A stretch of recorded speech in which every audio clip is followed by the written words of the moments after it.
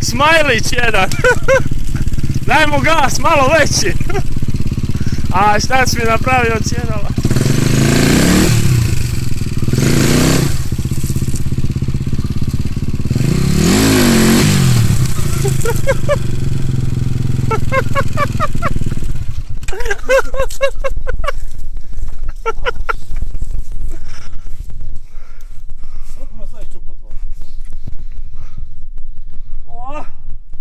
Kako zašpica?